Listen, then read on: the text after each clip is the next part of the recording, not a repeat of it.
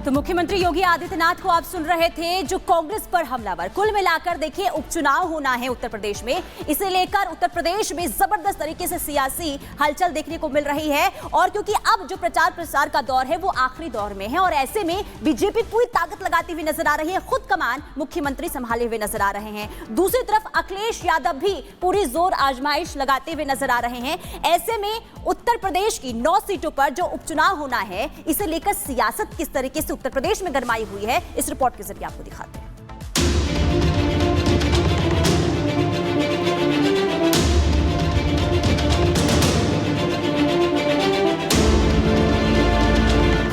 उस समय जो काम समाज को बांटने का मुस्लिम लीग कर रही थी, वही कार्य तो आज समाजवादी पार्टी आपके बीच में कर रही है। वो बांट करके राजनीति करना चाहते हैं, हम समाजवादी लोग पीडीए का नारा दे करके जोड़ करके राजनीति करना चाहते हैं। अखिलेश यादव जी मुद्दा विहीन है, गुंडों, अपराधियों, माफियाओं के समर्थक है। 3 दिन बचे हैं वोटिंग में, इसलिए प्रचार में शोर ज्यादा है। एक सीट पर जैसे जंग सी छिड़ी हुई है। उसने यूपी के इस उपचुनाव को मान सम्मान और प्रतिष्ठा की लड़ाई बना दिया है। देश का दुर्भाग्यपूर्ण 1947 में विभाजन हुआ, लाखों निर्दोष नागरिक काटे गए, लेकिन सत्ता में ऐश करने वाले अपनी राष्ट्रीय ठाट बाट के साथ सत्ता को अपनी पपौती बना करके आज भी जनभावनाओं के साथ खिलवाड़ करने में लगे हैं। यूपी उपचुनाव तो बहाना है, मकसद तो चुनाव जीतकर दमखम दिखाना है। इसलिए हार तो किसी भी नेता की कल्पनाओं में है ही नहीं, और बड़ी जीत से नीचे कोई सोच नहीं रहा। अगर हम प्रतिशत के हिसाब से जीत को माने तो 100% समाजवादी पार्टी और इंडिया गठबंधन सीटें जीतने जा रहा है। और अगर गिनती के हिसाब से मैं कहूं तो इस उपचुनाव में 9 की 9 इंडिया गठबंधन और समाजवादी पार्टी जीतने जा रही है। सियासतदानों के लिए ये चुनाव मौका है हिंदुत्व के नए संस्करण बटेंगे तो कटेंगे की अग्नि परीक्षा का। 1947 में 10 लाख से अधिक हिंदुओं को क्यों कटना पड़ा था? क्योंकि हम बटे थे। और इसीलिए मैं आपसे कहने के लिए आया हूं, अब बटना नहीं है, बटेंगे तो अब बटना नहीं है, अब तो एक रहेंगे, सेफ रहेंगे, एक रहेंगे। ये चुनाव मौका है 27 के फाइनल राउंड से पहले लिटमस टेस्ट का, क्योंकि ये चुनाव ही तय करेंगे कि यूपी की हवा किस ओर बह रही है। और इसीलिए नवंबर के सर्द मौसम में भी यूपी का सियासी पारा जितना गर्म है, उतना किसी और राज्य में देखने को नहीं मिल रहा है। रोज नए बयानों ने सियासतदानों के सारे समीकरणों को हिलाकर रख दिया है। नारों पर संग्राम है, नियत पर रार ठनी है, तो वर्तमान के मंच पर भविष्य की भविष्यवाणी की जा रही है। ये उपचुनाव ये भी इशारा कर रहे हैं कि बदल रही है यूपी की राजनीति। ये उपचुनाव वो तस्वीरें दिखाते दिख रहे हैं जो भविष्य में यूपी की राजनीति का नक्शा खींचेंगे। Bureau report, Republic Bharat.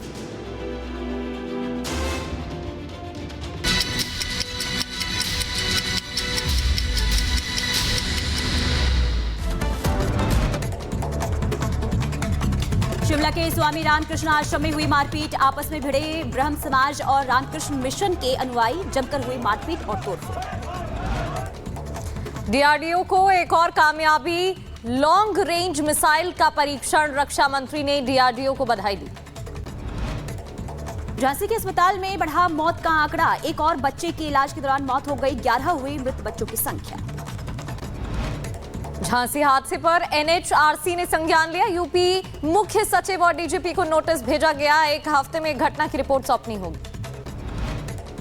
Chhattisgarh के बस्तर में सुरक्षा बलों का नक्सल विरोधी अभियान जारी है। नक्सलियों और सुरक्षा बलों के बीच कई बार हुई गोलीबारी, अब तक 2 महिला नक्सली समेत 5 नक्सलियों के शव बरामद किए गए। कन्नौज में छेड़छाड़ का विरोध करने पर छात्रा की कार से कुचलकर हत्या, युवती के पिता ने 5 दिन पहले पुलिस को शिकायत दी थी, लापरवाही बरतने वाला थाना प्रभारी समेत 3 पुलिस अधिकारी सस्पेंड। कर्नाटक के मंगलुरु में बड़ा हादसा हुआ। स्विमिंग पूल में डूबने से 3 युवतियों की मौत हो गई। 6 फीट गहरा था स्विमिंग पूल का एक किनारा। पटना एनएमसीएच अस्पताल में मौत के बाद मरीज की गायब हुई आंख। अस्पताल प्रशासन पर गंभीर आरोप लगे हैं। मामले की जांच जारी। बिहार के बक्सर में 80 हिंदू परिवार के लोगों ने किया धर्म परिवर्तन। पादरी ने सभी को दिया ईसाई धर्म का ज्ञान। हिंदू संगठनों ने जताया विरोध। यूपी के बुलंदशहर में मामूली बात पर खड़ा हुआ विवाद। दबंगों ने महिलाओं की पिटाई कर दी। 3 महिलाएं घायल। मारपीट का वीडियो सामने आया। 7 के खिलाफ एफआईआर दर्ज। बिहार के सीतामढ़ी में पुलिस को मिली बड़ी कामयाबी। पुलिस ने 2 लाख के इनामी बदमाश समेत 3 को गिरफ्तार कर लिया है। देशी कट्टा, स्मैक, लूट और चोरी के मोबाइल बरामद किए। यूपी के शाहजहांपुर में जमीन विवाद में बुजुर्ग की हत्या का मामला। पुलिस ने खुलासा किया। बहू ने हत्या की साजिश रची थी। पुलिस ने बहू समेत 3 आरोपियों को गिरफ्तार किया।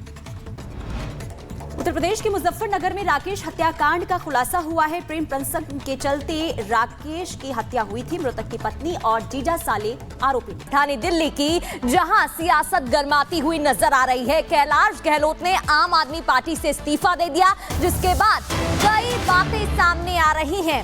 ईडी के डर को लेकर भी सवाल खड़े हो रहे हैं। कैलाश गहलोत ने आम आदमी पार्टी से इस्तीफा दे दिया है और आपको बता दें, उन्होंने आम आदमी पार्टी की सदस्यता छोड़ दी है। इसके अलावा अब कई बयान सामने आ रहे हैं। कैलाश गहलोत का मंत्री पद से भी इस्तीफा सामने आ चुका है।